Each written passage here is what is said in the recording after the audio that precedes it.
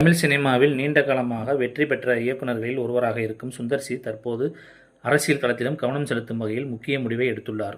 2026ஆம் ஆண்டு தமிழ்நாடு சட்டமன்ற தேர்தலை முன்னிட்டு அவர் நேரடியாக களமிறங்க உள்ளதாக அறிவிக்கப்பட்டுள்ளது. அதிமுக கூட்டணியில் இடம்பெற்றுள்ள ஏ.சி. சண்முகம் தலைமையிலான புதிய நீதி கட்சிக்கு மதுரை மத்திய தொகுதி ஒதுக்கப்பட்ட நிலையில் அந்த தொகுதியில் போட்டியிடும் வேட்பாளராக சுந்தர் சி அறிவிக்கப்பட்டுள்ளார். மேலும் இரட்டலை சின்னத்தில் அவர் போட்டியிடுவார் என தகவல் வெளியாகி உள்ளன. இந்த அரசியல் அறிவிப்புடன் இணைந்து சுந்தர் சி சமீபத்தில் எடுத்த மற்றொரு முடிவு மீண்டும் பேசும் பொருளாகி இருக்குது.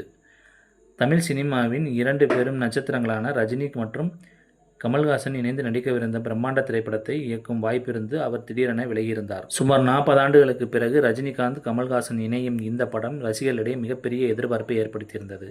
அந்த படத்தை சுந்தர் சி இயக்குவார் என்ற அறிவிப்பு வெளியான போது அது அவரது கேரியரின் மிகப்பெரிய மைல்கல்லாக பார்க்கப்பட்டது. ஆனால் சில நாட்களிலேயே அவர் அந்த திட்டத்திலிருந்து விலகியிருப்பது அனைவரையும் ஆச்சரியத்தில் ஆழ்த்தியது. அப்போது அவர் கூறிய விளக்கத்தில் தவிர்க்க முடியாத சூழ்நிலைகள் என்று மட்டும் குறிப்பிட்டிருந்தாலும் தற்போது அவர் அரசியலுக்குள் வந்திருப்பதை தொடர்ந்து அந்த முடிவின் பின்னணி குறித்து புதிய கேள்விகள் எழுந்துள்ளன.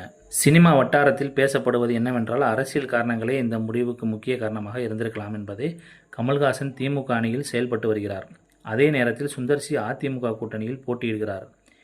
இவ்வாறு இருவரும் எதிரெதிர் அரசியல் தளங்களில் இருப்பதால் அவர்களுக்குள் இணைந்து பணியாற்றுவது சிக்கலாக இருக்கும் என்பதால் அவர் முன்கூட்டியே அந்த படத்திலிருந்து விலகியிருக்கலாம் என கூறப்படுகிறது. மேலும் சுந்தர் சி அரசியலுக்குள் வருவதற்கான திட்டம் கடந்த சில மாதங்களாகவே நடைபெற்று வந்ததாகவும் அவரது மனைவி குஷ்பு இதில் முக்கிய பங்காற்றியதாகவும் தகவல் தெரிவிக்கின்றன. இதற்கிடையில் சுந்தர் சி இயக்கி வரும் புருஷன் திரைப்படமும் அரசியல் வட்டாரத்தில் கவனம் பெற்றுள்ளது. அந்த படத்தை ஏ.சி. அருண்குமார் தயாரித்து வருவது இந்த அரசியல் தொடர்பை மேலும் வலுப்படுத்துகிறது என கூறப்படுகிறது.